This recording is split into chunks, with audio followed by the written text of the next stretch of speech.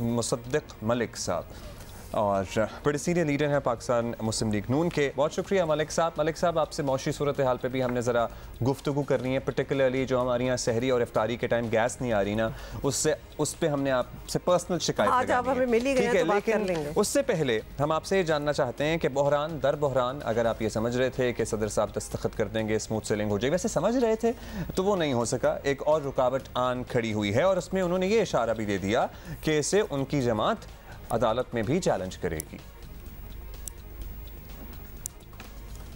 जी, पहली बात तो ये है कि सिर्फ फवाद चौधरी साहब नहीं, मैं भी सदर साहब की तारीफ़ करना चाहता हूँ कि उन्होंने पीटीआई का एक वर्कर होने का सबूत दिया है और अपनी लॉयल्टीज़ इमरान खान के साथ मुल्क के बजाय इमरान खान साहब के साथ जो उनकी लॉयल्टीज़ थी, माशाल्लाह बड़े लॉयल आदमी हैं, इसमें तो कोई शक नहीं ना हुआ। अब आज के बाद कोई ये मोतरज़ तो नहीं हो सकता कि सदर पाकिस्तान को अगर ओहदा मिला तो उन्होंने ओहदे की वजह से एक न्यूट्रलिटी या सदर होने का हलफ लेना तो काफ़ी नहीं है। हलफ लिया तो क्या लिया, असल में मोहब्बत और असल में जो उनकी लॉयल्टी है वो तो पीटीआई और इमरान खान साहब के साथ थी, उन्हीं ने उनको सदर बनाया, तो आज उन्होंने उधार लुटा दिया।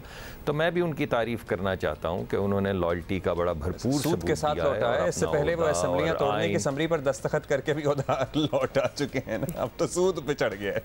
नहीं, इससे पहले वो उससे पहले एक आध मरतबा ओथ दिलवाने से भी इनकार कर चुके हैं। तो माशाल्लाह बड़ा पुराना ट्रैक रिकॉर्ड है।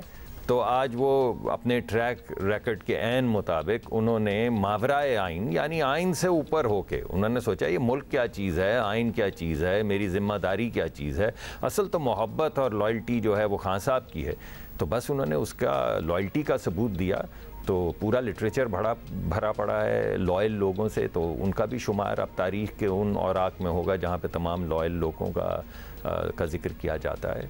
तो मैं भी उनको, जो उन्होंने आइन के ऊपर जाके और सदर पाकिस्तान के बजाय एक लीडर पीटीआई का बन के और एक चाहने वाला और लॉयलिस्ट इमरान खान साहब का बन के जो उन्होंने फरीज़ा सर अंजाम दिया है, उस पर सिर्फ फवाद चौधरी को तो नहीं, हम सबको भी मुबारकबाद देनी चाहिए। ऐसे लॉयल कहाँ मिलते हैं भाई इस ज़माने में। अच्छा, अब करेंगे क्या आप हाँ, लोग? आगे बढ़ने का कोई रोड मैप अगर मुसद्दिक मलिक साहब आप लोगों के पास है तो वो ज़रूर कौम के साथ शेयर करें, क्योंकि कौम भी उतनी कंफ्यूज है जितनी हमें ये अफरा तफरी नज़र आ रही है। अब सदर साहब ने बिल जो है वो वापस भेज दिया है। 10 अप्रैल तक 21 अरब रुपए जो हैं वो भी आपने देने हैं इलेक्शंस के लिए। ये किस तरह बात आगे जाएगी? सुप्रीम कोर्ट के साथ तो वैसे ही मुतालबा हो गया कि जज should resign, he should leave. जी मेरे ख्याल में मामला तो काफ़ी एक तरह से क्राइसिस की तरफ जा रहा है और एक तरह से सिंप्लीफिकेशन की तरफ जा रहा है। आइन के मुताबिक अगर सदर साहब ने आज इनकार कर दिया है तो इस तमाम मामला को रखा जाएगा पार्लिमान के जॉइंट सेशन में, और अगर पार्लिमान ये मुनासिब जानेगी कि ये बिल ठीक है तो वो उसको अप्रूव कर देगी। गालिबन पार्लिमान का जॉइंट सेशन कल बुला लिया गया है, तो उसमें ये बिल प्लेस हो जाएगा और उसके बाद ये मुल्क का कानून बन जाएगा। उस कानून के तहत ये जो फ़ैसला किया गया है इस पे अपील की जाएगी और उसी कानून के तहत बेंच बनाने का हक़ जो है वो एक ब्रॉडर जजेस ही के पैनल को दिया जाएगा। टॉप 3 जजेस जो हैं वो बैठ के इसका बनाएंगे कि बेंच क्या होगा, बेंच में कौन कौन लोग शिरकत करेंगे। तो आपने कानून साजी की है, जो फैसला ये कानून साजी लेकर पाकिस्तान तहरीक इंसाफ सर्टनली दोबारा से अदालत पहुंच जाएगी। तो एक तो ये होगा, हो सकता जी बिल्कुल, आपको पता ये होगा ही। वो जी मगर होगा, ज़रूर होगा, मगर जब मुल्क का आइन बन जाएगा, कानून बन जाएगा तो उसी के मुताबिक चलेंगे ना। तो जिस चीज़ को वो इस्तेमाल कर रहे हैं उसी के मुताबिक अगर सदर ने इनकार कर दिया है दोनों हाउसेस से, यानी सेनेट से और नेशनल असम्बली से एक अप्रूव हुआ बिल, अगर सदर साहब कह देते हैं कि मैं नहीं मानता, मैं इस पर दस्तखत नहीं करता क्योंकि मैं लॉयल हूँ इमरान खान साहब का, तो आइन के तहत वो मुश्तरका इजलास में पेश कर दिया जाएगा और वो मुल्क का कानून बन जाएगा। अब अगर इसको कोई रोकना चाहेगा तो वो अदालत में ज़रूर जाए, उसका हक है, वो क्यों ना जाए, लेकिन कानून तो कल बन जाएगा और उस कानून के तहत फिर एक अपील दायर की जाएगी और उसी कानून के तहत बेंच जो है, जो आप भी सब फरमाइश टेलीविज़न पे कर रहे हैं बहुत दिन से, और चलें हमें छोड़ दें, इस मुल्क में 16 काउंसिल्स हैं, कुछ बार काउंसिल्स हैं, कुछ एसोसिएशंस हैं, उसमें से 14 ने ये कहा है कि यह हक किसी एक शख्स के पास नहीं होना चाहिए बेंच बनाने का, ये हक एक ब्रॉडर हक है, जो जब आप सुप्रीम कोर्ट कहते हैं तो वो चीफ जस्टिस नहीं होता। जब आप एक शख्स को मजबूत करते हैं तो आप इदारे को जल्दबाजी पे जरूर सवालात हैं। This was long due although, और हमारे हमसाया मुल्क और हमारे ही खित्ते में और ममालिक बहुत पहले मामला हल कर चुके हैं, लेकिन इस पे जो एक एतराज़ आ रहा है कि भाई ज़ाहिर एक क्राइसिस की सूरत हाल थी, इसलिए जल्दबाजी में कानून साजी की जा रही है, और जल्दबाजी में की गई कानून साजी का अक्सर उन्हीं लोगों को नुकसान होता है जो वो कानून बनाते हैं। नहीं, देखिए बात यह है कि ये कानून तो आपने भी कह दिया कि बहुत पुराना मुतालबा है, एसोसिएशंस भी यही कह रही हैं, और चले हम तो सियासतदान हैं, हमें तो कोई भी शख्स सब लोग शक की नज़र से देखते, तो हमें आप छोड़ दीजिए, हमें छोड़ दीजिए। तो आपका जस्टिस मंसूर अली शाह साहब ने जो लिखा है, जो कहा है, उसके मुतल्लिक क्या ख्याल है, या जस्टिस या अफरीदी साहब ने जो लिखा है या कहा है उसके मुतल्लिक क्या ख्याल है, या जस्टिस अमीनुद्दीन साहब ने जो कहा है या अपने आप को रिक्यूज़ किया है उसके मुतल्लिक क्या ख्याल है, या जस्टिस मंदुखेल साहब ने जो कहा है और अपने आप को रिक्यूज़ किया है उसके मुतल्लिक क्या ख्याल है, ये जस्टिस अतर मनिल्ला ने जो कल जजमेंट लिखी है उसके बारे में आपका क्या ख्याल है, जिसमें वो साफ कह रहे हैं कि जो फ़ैसला हुआ था वो मुख्तलिफ था, यानी हमसे जो बात हुई थी वो मुख्तलिफ थी, जो फ़ैसला लिखा गया वो मुख्तलिफ है, उसमें उस बात का जिक्र ही नहीं है। ये हम तो नहीं कह रहे ना, हम सियासतदान तो नहीं है कह रहे, ये कोई बार एसोसिएशंस तो नहीं कह रही, ये जर्नलिस्ट तो नहीं कह रहे, ये तो उसी सुप्रीम कोर्ट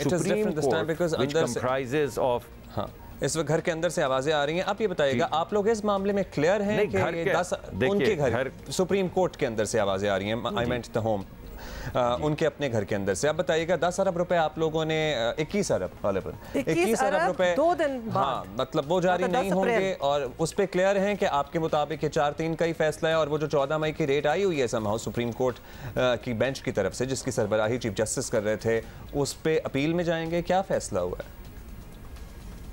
देखिए, अभी ये तमाम बातें कल का जो कानून बन जाएगा उसमें ये कट छट के बिल्कुल सामने आ जाएंगी, क्योंकि कल ही आपने एक जजमेंट का हवाला दिया, मैं दूसरी जजमेंट का हवाला दे देता हूँ। जो नोट लिखा है जस्टिस अतर मनिल्ला ने वो आपके सामने आ गया, उन्होंने क्या लिखा है, हमने नहीं, उन्होंने क्या लिखा है, उन्होंने कहा है ये 4-3 का फैसला है, और हम क्या कह रहे हैं जब से ये फैसला हुआ है कि ये 4-3 का फैसला है। अगर सुप्रीम कोर्ट के जजेस भी ये कह रहे हैं कि उनका फैसला जरूर है, लेकिन ऑर्डर ऑफ द कोर्ट तो ऑफिशियल हैसियत तो उसी की होती है।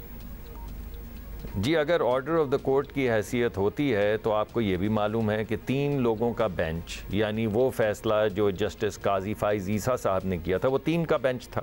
अब 3 के बेंच को ओवर रूल करने के लिए तो बड़ा बेंच चाहिए, तो बड़े बेंच के बजाय एक एडमिनिस्ट्रेटिव ऑर्डर के ज़रिए चीफ जस्टिस साहब ने कहा कि मैं इस फैसले को, ये फ़ैसला ही नहीं है, यानी एक जस्टिस 3 जस्टिसेस बैठ के एक फ़ैसला लिखते हैं। सुप्रीम कोर्ट ने एक एडमिनिस्ट्रेटिव निकाला ख़त और रजिस्ट्रार के ज़रिए और कहा कि ये फ़ैसला ही नहीं है, इस वजह से ये लागू ही नहीं होता। अरे भाई चलें, मान लेते हैं घड़ी भर को कि वो फ़ैसला लागू नहीं होता। अगर लागू नहीं होता तो फिर उस फैसला आपने जो अगले दिन फैसला किया उसके फ़ौरन बाद 6 का बेंच क्यों बनाया? एडमिनिस्ट्रेटिव नोट तो काफ़ी होना चाहिए था। इसका मतलब है कि आपको मालूम था कि 3 के फैसले को ओवर रूल करने के लिए बड़ा बेंच बनाना चाहिए, जो आपने अपना फैसला करने के बाद बनाया। तो अजीब खिचड़ी सी बन गई है।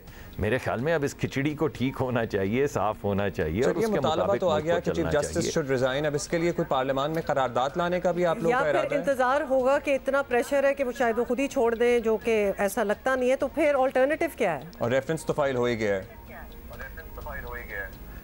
मुझे थोड़ी सी आपकी आवाज़ मुझे भी हमें भी आपकी बात नहीं, आपकी बात बिल्कुल ठीक है, मुझे सुनाई दे रही है, मगर वो आपके टेलीफोन से सुनाई दे रही, कान में सुनाई नहीं दे रही, मगर it's okay, I have heard it. मेरा ये ख्याल है जी कि इस वक्त जिस तरह के मामलात चल रहे हैं, केबल निकल गई है, वो फिक्स कराते हैं। जी, आपको मेरी आवाज आ रही है? जी आ रही है। वो हैंड्स फ्री केबल एक्चुअली हमें अपनी आवाज भी वो लाउड स्पीकर पे आ रही है, तो मीनवाइल हम 30 सेकंड्स को आपको स्क्रीन से आउट कर रहे हैं, मीनवाइल आपकी ये केबल फिक्स कराते हैं और फिर डिस्कशन को यहीं से आगे बढ़ाएंगे। So meanwhile our team in Lahore will fix the cable. अच्छा जी, रेफरेंस फाइल हो गया वो जो आप बात कर रहे थे, लेकिन यही बात है कि उस पर एक और फिर अब एक थोड़ी सी एक मिनी जंग उस पर भी एक्चुअली हम प्रॉब्लम ये है कि हमारे यहाँ जंग के अलावा कुछ होता नहीं है कोई ख़ास, कि जो भी फैसले आते हैं को जो भी बात होती है तो उसमें थोड़ी सी कॉन्फ्रंटेशन जो होती है becomes a bit bigger जंग as well। मलिक साहब कंटिन्यू कीजिएगा। अब आप बताइए मलिक साहब। जी मैं ये कह रहा था कि इदारे का अगर हमें वक़ार, पाकिस्तान का सबसे बड़ा जो मुझे मसला इस वक्त नज़र आता है वो ये है कि कोई भी न्यूट्रल आर्बिटर नहीं रह गया। सियासतदानों को तो मिलान कर दिया गया, ये कहा गया कि नहीं भाई आप तो बहुत ज़्यादा पोलराइज्ड हैं और हम तो आपकी बात नहीं मानते। मीडिया के अंदर भी जंग छिड़ गई, मीडिया को भी डिस्क्रेडिट कर दिया गया, किसी को लिफाफा कहा गया, ख़ातून सहाफ़ियों के मुतल्लिक जो अलकाबात लिखे गए वो ट्विटर के ऊपर, वो तो मैं बयान करने से कासिर हूँ। तो चलिए आपने जो थोड़ी इज़्ज़त सादात थी मीडिया में वो भी चल जाती रही। जो थोड़ा बहुत आपको इदारों का लिहाज था और लोग थोड़े लिहाज से बात करते थे, आपने शोहदा के ख़िलाफ़ कैंपेन चला के, सिपा सलार की अपॉइंटमेंट से पहले उनके ख़िलाफ़ कैंपेन चला के उस इदारे को भी मिलाइन कर दिया और आज भी कैंपेन्स चल रही हैं। तो वो भी इदारा एक न्यूट्रल आर्बिटर के तौर पे उसका भी रोल ख़त्म हो गया। एक ये सुप्रीम कोर्ट रह गई थी या आला अदलिया रह गई थी। तो अब आला अदलिया के अंदर से जो आवाज़ें उठ रही हैं उससे ही आपको पता चल गया कि उनका वक़ार जो है और या उनकी जो लेजिटिमेसी है वो भी क्वेश्चन में आ गई। तो मैं समझता हूँ कि बहुत बहुत बड़े जज हैं जिनका तारीख़ में ज़िक्र किया जाएगा, तो अपने इदारे के लिए उन्हें चाहिए कि एक बड़ा बेंच बनाएं। ये एक क्योटिक सिचुएशन क्रिएट हो गई है, आपने ख़ुद इसका तज़किरा किया। तो इसका सलूशन यही है कि सुप्रीम कोर्ट तमाम जजेस को कहते हैं, तो वो तमाम जजेस बैठ जाएं या एक बड़ा बेंच बैठ जाए और वो बैठ के इन तमाम मामलात का जिस पे आपस में उनका तफरीका हो गया है उस पर एक डिबेट करें और कोई फ़ैसला करें जिस पे अवाम को यकीन हो कि हाँ पूरा सुप्रीम कोर्ट बैठा है, ये किसी एक जज ने प्रेजुडिशियल फैसला नहीं किया कि मैं इसके साथ हूं या इसके हक में हूं। ये कानून रिव्यू होगा, फिर कानून बन जाएगा और उसके बाद अदालत से दोबारा रुजू किया जाएगा और फिर फुल कोर्ट का तकाज़ा किया जाएगा। और एक बड़ा और उम्मीद ये की जाएगी कि 3 जो सीनियर मोस्ट जजेस हैं अगर वो समझते हैं इस मामले की सेंसिटिविटी को और अगर अदलिया का वक़ार उन्हें अजीज़ है और वो चाहते हैं कि अदलिया हमेशा की तरह वो जो अंधी पट्टी बांध के फ़ैसले करती है जिसमें मासिवा इंसाफ के कुछ नहीं होता, और जिस तरह भुट्टो साहब को फांसी दी गई थी वो मुनासिब नहीं है, या जिस तरह जस्टिस मुनीर ने फ़ैसला दिया था मौलवी तमीज़ुद्दीन के केस में वो मुनासिब नहीं था, या जिस तरह नवाज शरीफ को बेटे से पैसे ना लेने पे यानी लेने पे नाअहल नहीं किया गया, इस बात पे नाअहल किया गया कि आप अपने बेटे से पैसे ले सकते थे, अगरचे आपने नहीं लिए लेकिन चलो उस्ताद फिर भी क्या है सारी ज़िंदगी के लिए डिस्क्वालीफाइड।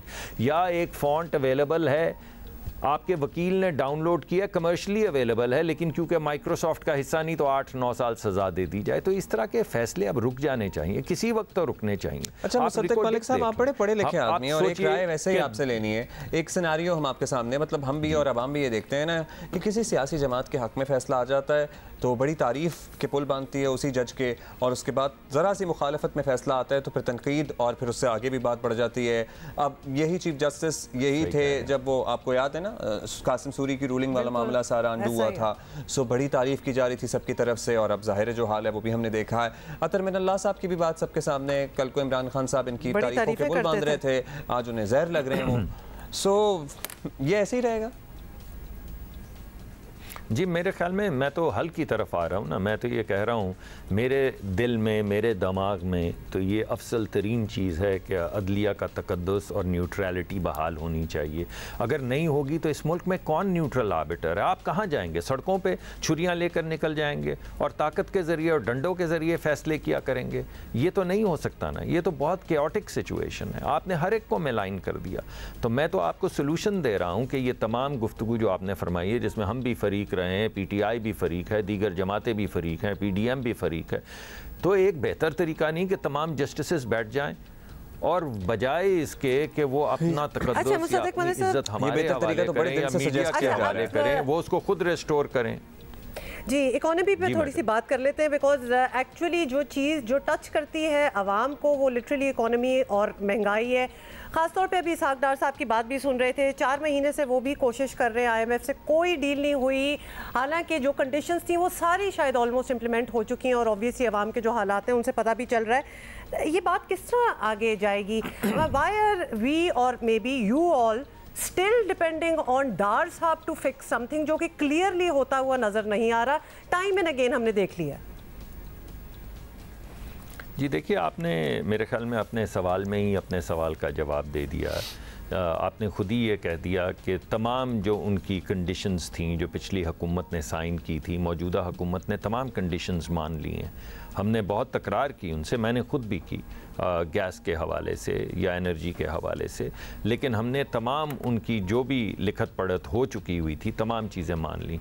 तो फिर ओनस अब इसहाक डार साहब पे तो नहीं रह गया या मुझ पे तो नहीं रह गया। जब आपकी तमाम जो आपने सवाल उठाए उनके जवाब दे दिए गए, जो आपने कंडीशंस रखी वो पूरी कर ली गई, तो फिर तो सवाल ये IMF से बनता है कि भाई अगर तमाम कंडीशंस पूरी हो चुकी हैं तो क्या आपको जिस कायदे से आप पूरी दुनिया के साथ चलते हैं आपकी कंडीशंस पूरी हो जाती हैं, तो क्या आपको उसी तरीक़ाकार को मद्देनज़र रखते हुए पाकिस्तान का प्रोग्राम आगे नहीं बढ़ाना चाहिए? तो ये सवाल तो सर हमारी थोड़ी डायरेक्ट रसाई है, तो आप ही पूछ के बताएंगे ना हमें क्या IMF क्या जवाब दे रहा है? जी पूछ रहे हैं जी। तो कोई जवाब आया? जी उन्होंने कुछ एक्सटर्नल सेक्टर के लिए जैसा कि कहा गया था कि उन्होंने कहा कि आप इस मुल्क को आगे ले जाने के लिए कुछ और भी आपके दोस्त ममालिक जो हैं वो आपकी फ़ंडिंग के अंदर इजाफत करें ताकि मुल्क एक तरीके से आगे बढ़ चुके। अब वो कंडीशंस के ऊपर भी पिछले दिनों आपने अनाउंसमेंट सुनी कि सऊदी अरेबिया से जो से हमारे बड़े पुराने ताल्लुकात हैं, हमें $2 बिलियन की कमिटमेंट मिली है या अंदिया दिया गया है कमिटमेंट का, जो IMF तक पहुँचा दिया गया है। तो अब ये उम्मीद है कि इस कमिटमेंट के बाद जो एक आध वो रखना रह गया था कि आपने दीगर ममालिक से भी कुछ और इजाफी फ़ंडिंग लेनी है, जब वो भी पूरा हो गया है तो अब मेरे ख्याल में उनकी जो ये स्प्रिंग की जो मीटिंग है उसमें वो आपस में डिस्कशन करेंगे। गालिबन ये जब अंदिया आया है उतनी देर में स्प्रिंग की मीटिंग हो चुकी थी, स्केजुअल हो चुकी थी। मुझे नहीं मालूम उसके एजेंडा पे ये था या तो नहीं मियां साहब, तो मेरे ख्याल में इस मीटिंग के अंदर कुछ हो जाएगा। मियां नवाज शरीफ जो जा रहे हैं Saudi Arabia and then probably Qatar as well, so उनके एजेंडे में भी ये तमाम मामला शामिल होंगे? जी उनके एजेंडा के अंदर तो हमेशा मुल्की मुफाद होता है और मेरे ख्याल में वो एक लार्जर चीज़ भी निगोशिएट करने की कोशिश करेंगे या मुल्क के बिहाफ पे ये मुकदमा रखेंगे कि पाकिस्तान के 220 मिलियन लोग हैं जो ग्रो कर रहे हैं। बाय द ईयर 2050 ये 350 मिलियन के करीब हो जाएंगे, 35 करोड़ के करीब हो जाएंगे। टू बी प्रिसाइज 349 मिलियन की पॉपुलेशन हो जाएगी। तो ये बहुत बड़ी पॉपुलेशन है, बहुत बड़ी मार्केट है। तो ना सिर्फ ग्रांट्स नहीं हमारा मसला होना चाहिए, आगे बढ़ने के लिए हमें इन्वेस्टमेंट्स चाहिए। तो मेरे ख्याल में हम कोशिश ये करेंगे और मियां साहब कोशिश ये करेंगे कि पाकिस्तान के अंदर इन्वेस्टमेंट्स का एक पोर्टफोलियो आगे बढ़ाया जाए और इन तमाम ममालिक को कहा जाए कि आप आइए और पाकिस्तान में इन्वेस्ट कीजिए। वैसे जो हालात है पाकिस्तान के, मलिक साहब जरा मुश्किल लगता है सोच के कि कोई इस वक्त इन्वेस्ट करेगा भी, बड़ा बहुत ही अपने दोस्तों से ही इम्प्लोर करना पड़ेगा। इस वक्त गालिबन जी मलिक साहब टाइम बड़ा कम है। एक बात आपसे पूछनी है, ये जो सब्सिडी दी थी हुकूमत ने लो इनकम कंज्यूमर्स के लिए, प्लान था पेट्रोल वाला, जो कि IMF ने काफ़ी वैसे शूट डाउन कर दिया था, वो इंटैक्ट है या नहीं है? Where does it stand? देखिए सबसे पहली बात मैं आपको ये बताना चाहता हूँ कि ये प्रॉब्लम ही क्रिएट हुई जिस दिन इसको सब्सिडी कहा गया। ये सब्सिडी नहीं है, ये तो एक रिलीफ प्रोग्राम है जिसमें अमीर लोगों से 50 यानी साहिब हैसियत लोगों से 50 रुपए ज़्यादा लिए जाएंगे और वो लोग जो मोटरसाइकिल पे ट्रैवल करते हैं वही 50 रुपए का जो ज़्यादा लिए जाएंगे उनको डिस्काउंट दे दिया जाएगा। तो अमीर और गरीब के दरमियान का फ़र्क 100 रुपए हो जाएगा। मगर इसमें कोई सब्सिडी एक पैसे नहीं कर दिया है जी, आप कर दिया है जितने, क्योंकि इसमें सब्सिडी नहीं थी। मैं आपको बता देता हूँ, क्योंकि इसमें सब्सिडी नहीं थी और कोई हमारे बजट के ऊपर कोई इम्पैक्ट नहीं था, इस वजह से IMF से कोई डिस्कशन नहीं हुई। क्योंकि IMF से हमारा मुआहदा ये है कि कोई भी हम सब्सिडी, रिपोर्ट्स ये आई थी कि उन्होंने तहफ़्फ़ुज़ात का और उन्होंने हैरानी का भी इज़हार किया, तो उन्हें आपके इन्फॉर्म कर दिया, ये बता दिया, समझा दिया? जी हमने मिनिस्ट्री ऑफ फाइनेंस को तमाम इंफॉर्मेशन दे दी है, क्योंकि मिनिस्ट्री ऑफ फाइनेंस इंटरफेस होता है, मगर तमाम डिटेल्स इवन फाइनेंशियल मॉडल जो है उनके हवाले कर दिया गया। तो मलिक साहब ये इम्प्लीमेंट कब होगा? ये आपने कुछ 6 हफ्ते का एक जिक्र किया था, तो अब ये इम्प्लीमेंट होना है इस मॉडल ने? जी पूरी तगोदौ कर रहे हैं। आप ये 6 हफ्ते का जिक्र करेंगी तो फिर हमें डांट पिटेगी, मगर हम पूरी तगोदौ कर रहे हैं कि 6 हफ्ते के अंदर इस प्रोग्राम को फाइनलाइज कर दिए। बड़ा मुश्किल है 6 हफ्ते में इतना बड़ा प्रोग्राम। ख्याल है 3-4 हफ्ते और ले लें, लेकिन ठीक तरीके से कीजिएगा, हाफ कुक ना कीजिएगा। एक तो ये बात, दूसरी बात ये कि वो जो 21 अरब रुपए जो है वो अभी जारी नहीं हो रहे ना, वो जारी नहीं होंगे ECP को गालिबन, ये तो डिसाइडेड है शायद। कौन से 21? इलेक्शन के लिए 14 मई वाले 21 अरब रुपए जो कि 2 दिन बाद तक देने हैं। जी अभी तो जी जी देखिए, अभी तो पार्लियामान का और काबीना का नहीं सर, वो तो हो रहा है ना सारा, बस पैसों का बताते हैं। अभी वो नहीं पैसे दे रहे हैं ना। जी मैं पैसों का बता रहा हूँ ना कि इस वक्त काबीना का और जो इंडिकेटिव डायरेक्शन है काबीना से और पार्लियामान से वो इसी तरफ जा रही है, मगर कल कानून बन जाएगा तो उसके बाद एक क्लियर हो जाएगा। अच्छा सर, ये गैस के लिए हम क्या करें? क्योंकि सहरी और इफ्तारी दोनों वो नहीं हो रहा, मामला सेटल नहीं हो रहा। नहीं देखिए जी, मैं 3 दिन इसी तरह आपका ही एक रात को मैं उठा, मैंने प्रोग्राम सहरी के वक्त देखा और मैं अगली फ़्लाइट लेके कराची चला गया और मैं 3 दिन SSGC के दफ्तर में रहा हूँ और उन्होंने मुझे एक TBS, यानी आप TBS समझ लें जिस तरह ट्रांसफार्मर होता है ना, तो महल्ले के अंदर एक मीटर लगा होता है जो आपको दिखाता है कि गैस जा रही है या नहीं। तो इस वक्त जो गैस बंद होती है वो तकरीबन होती है सुबह 8 बजे गैस बंद की जाती है और 2-2:30 बजे तक बंद रहती है। उसके बाद 2 बजे से 2:30 बजे से उसका प्रेशर बिल्डअप किया जाता है और सहरी तक, और सहरी के बाद भी 7-8 बजे तक उसे मेंटेन किया जाता है। मुझे पूरा डेटा उन्होंने दिखाया। कुछ जगह ऐसी हैं कराची में जो दूर उफ्तादा हैं जहाँ पे हमारे इंफ्रास्ट्रक्चर की प्रॉब्लम है जो पहले भी रहती है। उसका गैस से इतना गहरा ताल्लुक नहीं, इंफ्रास्ट्रक्चर से ज़्यादा ताल्लुक है कि वहाँ तक गैस पहुँच नहीं पाती। बहुत पुराना हमारा इंफ्रास्ट्रक्चर है। तो कल ये इलाके जिनको वो दूर उफ्तादा कह रहे हैं, सालों ये इलाके गैस इस्तेमाल करते रहे हैं और हम सालों से एक ही घर में रिहाइश पजीर भी हैं। सो अब लेकिन मैं आपको बता रहा हूँ, अगर वो आप कह रहे हैं तो मैं आपको बता रहा हूँ आपसे झूठ बोल रहे हैं। ठीक, तो वो आप जरा उनको जरा इंक्वायर कीजिएगा क्योंकि नहीं आती गैस। जी आप अगर इजाजत दें, एक सेकंड, लेकिन डेफिनेटली मिसगाइड कर रहे हैं आपको। जी थोड़ा अगर आप 30 सेकंड, मुझे पता आपका वक्त बहुत कीमती है और ख़त्म भी हो रहा है, मैं अगर 30 सेकंड दें। देखिए मैं तो वहाँ पे उनके कंट्रोल रूम में बैठ के उनका डेटा और गैस फ्लोज देख कर आया हूँ। प्रेशर कम है जिसकी वजह से बाज़ दूर के इलाके जो हैं वहाँ नहीं जा रहा। कल स्कीम्स 2 उनको हुक्म दिया गया है, एक 6 महीने में वो मुकम्मल करेंगे और एक मुकम्मल करने में 1 साल लगेगा, जिससे लूप्स बना के उन इलाकों में गैस फराहम की जाएगी। मीनवाइल उनको कहा गया है कि वहाँ पे LPG फौरी तौर पे फराहम की जाए, लेकिन अगर किसी जगह पे कुछ तकलीफ है तो मैं दोबारा अगले हफ्ते चक्कर लगाऊंगा और आपके स्टूडियो भी हाजिर हो जाऊंगा। आपको चलें सर, अगली दफा कराची आएंगे तो देख लीजिएगा, आपको हम गैस प्रेशर यहाँ दिखाएंगे कि क्या मामलात हैं और हल्की आंच भी नहीं आती। Thank you for being with us, thank you for your time. Thank you. अभी काफ़ी बातें हो गई हैं जी, अभी हमें एक ब्रेक लेनी है। थैंक यू जी, अभी हम ब्रेक लेनी है और उसके बाद आ रहे हैं थोड़ी देर।